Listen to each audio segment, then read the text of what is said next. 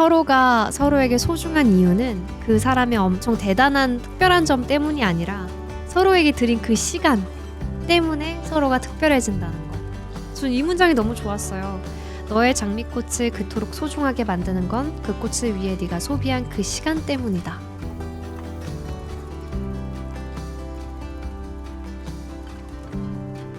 제가 오늘 가져온 책은 어린 왕자라는 동화책이에요. 제가 이런 동화책을 가져온 건 또 처음인 것 같은데 10대 때 읽었을 때랑 지금 30대가 돼서 읽었을 때와는 느낌이 완전 천지 차이다. 그래서 이 책은 앞에 헌사가 나오는데 이 책을 어른에게 바친다라고 나와 있거든요.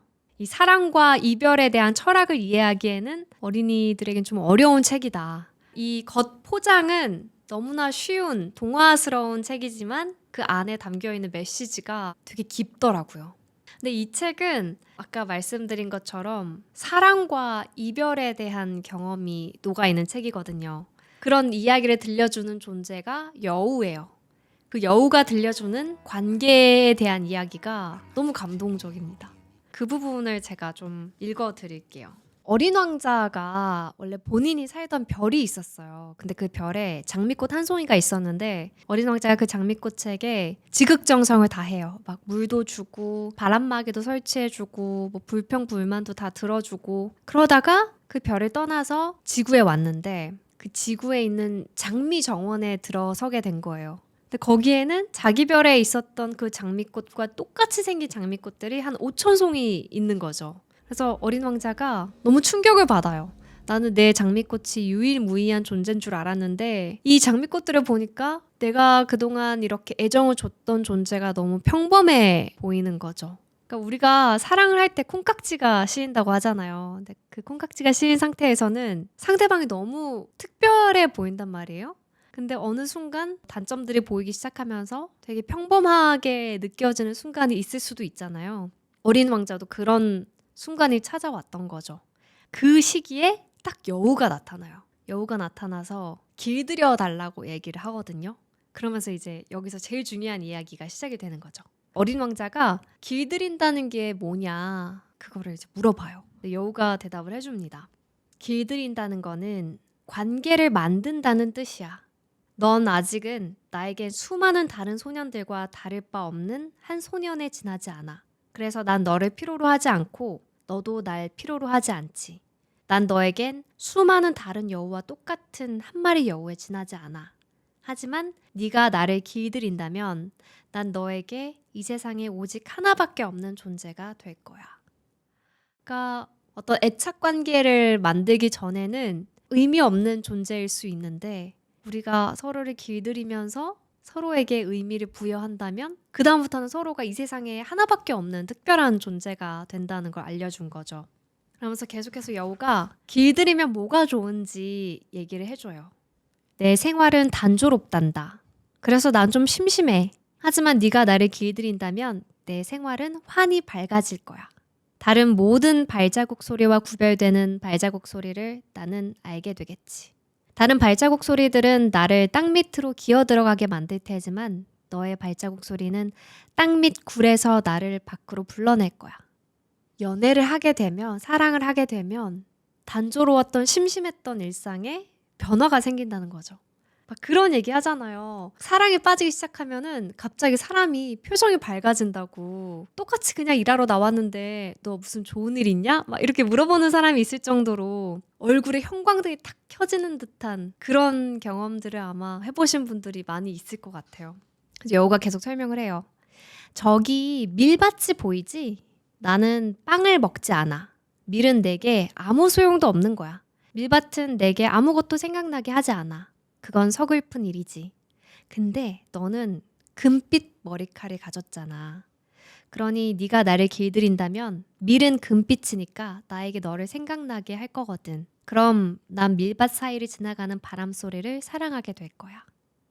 관계를 시작을 하고 사랑에 빠지게 되면 내 단조로웠던 생활에도 변화가 생기고 나에게 의미 없었던 것들이 새로운 의미가 부여된다는 거예요. 그래서 여우가 자기는 빵을 먹지 않으니까 저 밀밭을 지나가도 아무런 느낌이 없었는데 어린 왕자의 머리칼이 이 밀밭의 색깔을 닮아 있기 때문에 이제 여기를 지나갈 때마다 어린 왕자가 생각난다는 거죠. 우리 그런 거 있잖아요. 내가 좋아했던 사람이랑 자주 가던 밥집이 있어. 평범한 순댓국집이야.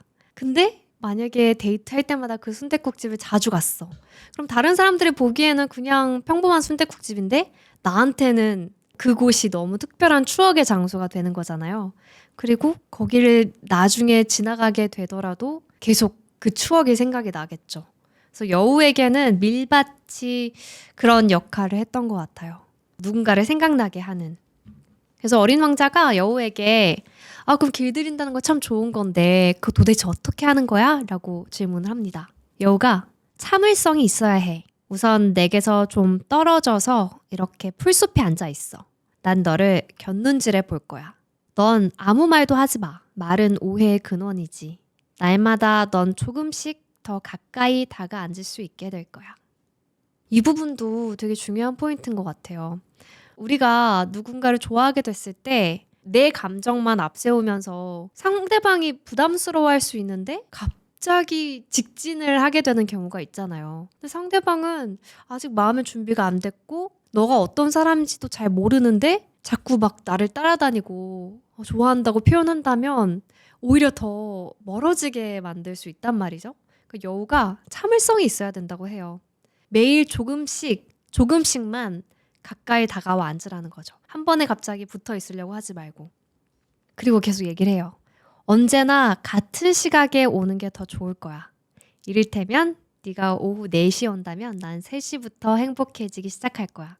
시간이 갈수록 난 점점 더 행복해지겠지. 4시면 흥분해서 안절부절 못할 거야. 아무 때나 오면 몇 시에 마음을 곱게 단장해야 하는지 모르잖아. 의식이 필요하거든. 너무 유명한 문장이 여기 딱 나왔죠. 저도 이 문장 진짜 좋아해요. 그러니까 습관화를 시킨다는 얘기인 것 같아요. 의식이라는 게. 어느 날은 10시 왔다가 어느 날은 3시에 왔다가 어느 날은 8시 왔다가 이러면 언제 마음의 준비를 해야 되는지 모르는데 뭐 예를 들면 어떤 카페에 내가 좋아하는 사람이 매일 4시쯤 와. 그러면 한 3시쯤 되면 막 그 기대감이 생기게 되잖아요. 뭔가 관계에 있어서 설렘, 기대감의 중요성을 얘기를 해주는 것 같아요. 전 영화에서 이런 장면 많이 봤던 것 같아요. 버스 정류장 같은 데서 늘 같은 시간에 뭐 거기서 버스를 타는 남학생, 여학생 이런 장면들이 나오잖아요. 그래서 일부러 그 시간에 맞춰서 뭐 버스를 타려고 하는 사람도 있을 수 있고. 그래서 이건 정말 연애 소설이다 하는 생각이 들었어요. 그리고 정말 슬프게도 이제 어린 왕자와 여우가 이별을 할 시간이 다가와요. 서로가 서로를 길들였는데 만남이 있으면 또 헤어짐이 있을 수 있으니까요. 그래서 여우가 굉장히 슬퍼하고 울려고 하는데 그래서 어린 왕자가 그렇게 얘기하죠. 너가 길들여 달라고 했잖아. 근데 이렇게 헤어지게 되면 길들이는 게 무슨 소용이 있어. 근데 여우가 그때 너무 중요한 말을 해요. 소용이 있지. 밀밭의 색깔 때문이야. 라고 하는데 우리가 헤어지게 되더라도 저 밀밭을 보게 되면 너가 생각날 테니까 이 모든 시간들이 다 없어지는 게 아니다. 라고 얘기를 해요. 우리가 어떤 사람과 헤어지게 되더라도 그 영향이 내 안에 남아있을 때가 많거든요. 예를 들면 어떤 사람 때문에 내가 클래식 음악을 좋아하게 됐어. 안 보던 책이나 영화를 좋아하게 됐어. 그러면 헤어지게 된다고 그 취향이 다 없어지는 게 아니라 어느샌가 습관처럼 남아있어서 그런 걸 하고 있는 자신을 발견하게 되는 거죠. 그런 이야기 들어본 적 있는 것 같아요. 한 커플이 있었는데 남자친구가 젓가락질을 잘 못했대요. 그래서 그 여자친구가 몇 년에 걸쳐서 젓가락질을 바르게 고쳐준 거예요. 그래서 이 남자친구는 처음에는 그게 되게 귀찮고 짜증이 났대요. 근데 계속 이제 옆에서 얘기를 해주니까 결국엔 고치게 됐는데 나중에 이제 헤어지고 나서 젓가락질을 하는 자신의 모습을 보면서 이걸 가르쳐줬던 여자친구가 너무 생각이 났다는 거예요. 왜냐면 이거 한번 고쳐지면은 평생 갈 거 아니에요. 그래서 여우와 어린 왕자의 관계에서도 그런 추억들이 없어지지 않고 그대로 잘 남아있을 것 같아요. 그래서 아까 장미꽃 얘기를 했잖아요. 어린 왕자가 장미꽃에 대해서 고민을 하게 됐을 때 여우가 왔었다.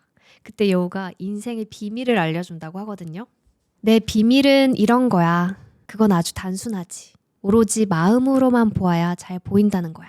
가장 중요한 건 눈에 보이지 않는단다. 너의 장미꽃을 그토록 소중하게 만드는 건 그 꽃을 위해 네가 소비한 그 시간 때문이란다. 너는 네가 길들인 것에 대해 언제까지나 책임이 있지. 너는 네 장미꽃에 책임이 있어. 누군가를 만나서 관계를 맺고 나면 그 사람에 대해서 책임이 생기게 된다는 거. 그리고 서로가 서로에게 소중한 이유는 그 사람의 엄청 대단한 특별한 점 때문이 아니라 서로에게 드린 그 시간 때문에 서로가 특별해진다는 거. 전 이 문장이 너무 좋았어요. 너의 장미꽃을 그토록 소중하게 만드는 건 그 꽃을 위해 네가 소비한 그 시간 때문이다. 이 문장에 아마 많은 분들이 공감하실 것 같아요. 그 시간 때문에 이별이 너무 힘든 경우가 많잖아요.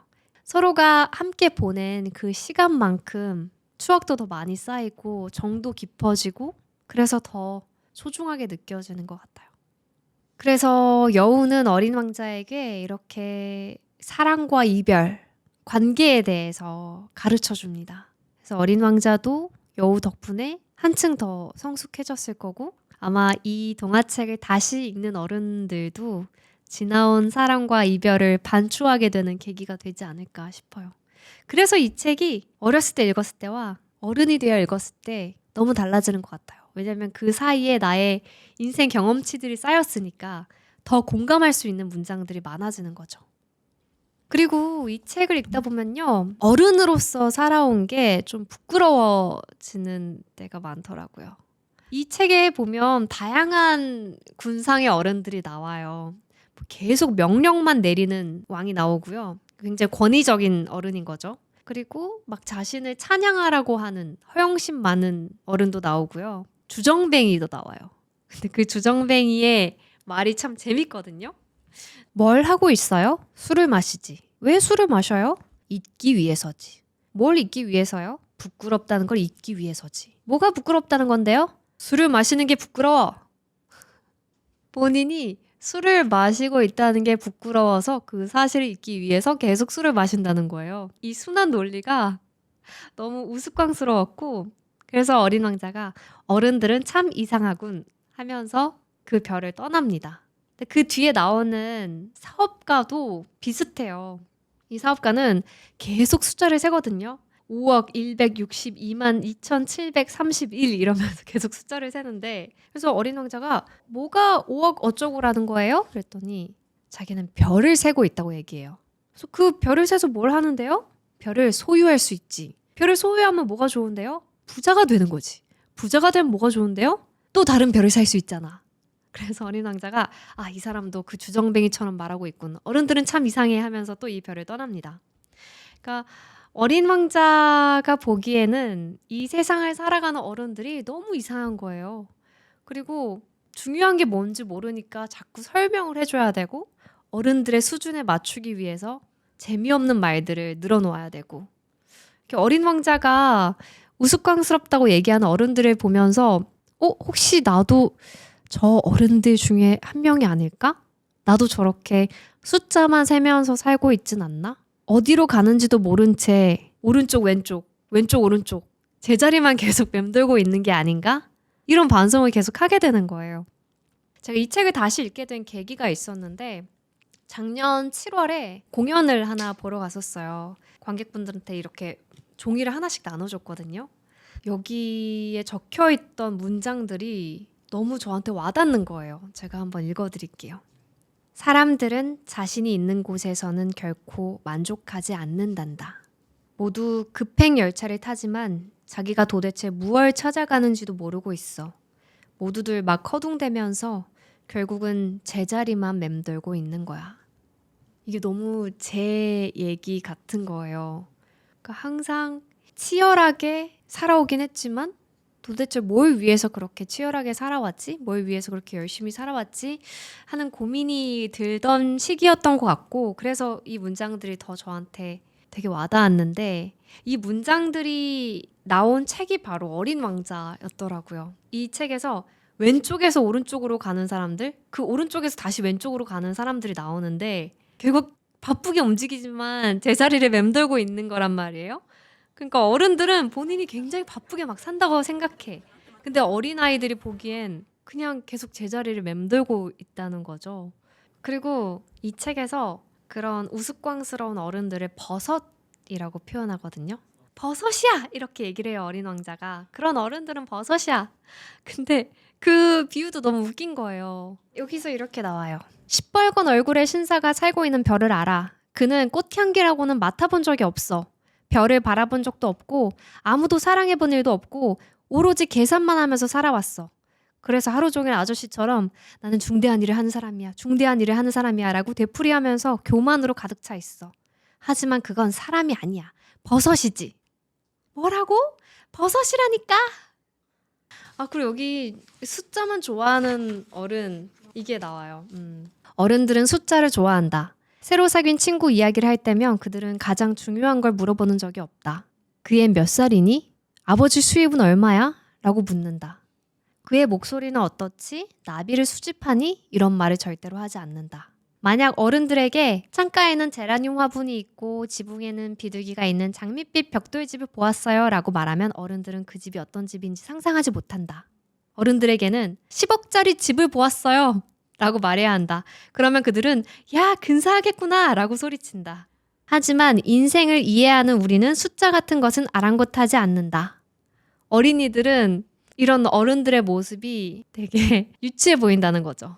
오히려. 그러니까 결국 중요한 거, 중요하지 않은 거 이런 가치관이 흔들릴 수 있는 책인 것 같아요. 나는 숫자가 중요하다고 생각했는데 알고 보니 집에 있는 화분 하나가 중요한 거일 수도 있겠네? 이런 깨달음을 주는 거죠. 아, 되게 부끄러워지는 책이에요. 이 책에 나오는 어른처럼 살고 싶지는 않아지는 것 같아요. 저도 아마 이 어린 왕자에서 나온 그런 우스꽝스러운 어른의 모습이 됐기 때문에 이 책을 읽으면서 더 공감을 하지 않았을까 싶어요. 제가 최근에 읽은 책 중에서 제일 생각할 점이 많았던 것 같아요. 어떤 어른이 되어야 할 건지도 떠올리게 하는 그런 책이었습니다. 이 책의 저자는 생텍쥐 페리라는 분인데 어린 왕자라는 책으로 제일 유명한 분인데 이분이 원래 프랑스에서 태어난 비행기 조종사셨는데 이제 2차 세계대전이 일어나고 미국으로 망명을 하셨거든요. 그래서 뉴욕에서 1943년에 어린 왕자의 초판을 냈어요. 그리고 나서 그 다음 해인 1944년에 마지막 출격 비행을 떠나서 다시 돌아오지 않으셨습니다. 그러니까 아마 하늘에서 사라지신 거죠. 그러니까 독일 정찰기에 격추됐다는 그런 추측이 있는데 근데 저는 이 부분이 되게 소름 돋았어요. 어린 왕자의 결말이 어린 왕자가 결국 뱀에게 물려서 사라져 버리거든요. 몸을 찾을 수 없다고 나와요. 근데 이 책의 저자인 생텍쥐 페리도 하늘 속에서 사라져 버린 거니까 어떻게 보면 본인이 1년 전에 쓴 그 책의 결말처럼 동화적인 삶을 살다 가신 분이 아닐까. 그 부분이 참 신기한 포인트였습니다. 그리고 이 책에는 주인공이 2명이 나와요. 사막에 불시착한 비행기 조종사가 어린 왕자를 만나게 돼서 그 어린 왕자에게 듣는 이야기의 형식으로 돼 있어요. 비행기 조종사가 생텍쥐 페리 본인의 모습이 많이 투영된 주인공일 것 같아요. 마지막으로 이 책의 매력이 뭐냐면 여기 나온 이런 그림들이 생텍쥐 페리가 직접 다 그린 그림들이에요. 아마 이 그림 유명해서 다들 알고 계실 텐데 여기 앞에 나온 그림들도 다 생텍쥐 페리 본인이 그린 그림이고 이 앞부분에 그런 내용이 나오거든요. 이 책의 주인공 그러니까 비행기 조종사가 어린 시절에 코끼리를 먹은 보아뱀의 그림을 그렸는데 어른들이 자꾸 모자 가지고 뭐 이렇게 호들갑 떠냐고 이런 쓸데없는 그림 그릴 시간에 역사나 수학이나 공부해! 라고 얘기해서 굉장히 상처를 받고 화가의 꿈을 포기했다고 나오거든요. 그런 어른이 되면 안 되겠다 하는 생각을 다시 한번 했습니다. 생텍쥐페리도 어린 시절에 어른들에게 받은 그런 상처가 있지 않았을까.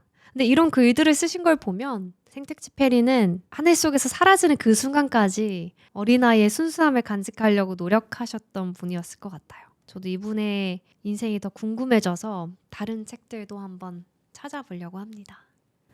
오늘은 이렇게 저의 최애 동화책을 소개해봤습니다. 책이 진짜 짧아요. 그래서 읽기도 편하고 정말 하루 만에 뚝딱 읽을 수 있는 책인데 삭막했던 일상이 조금 더 촉촉해지고 말랑말랑해질 수 있는 책이 아닌가 싶습니다. 끝없는 여행이 시작돼.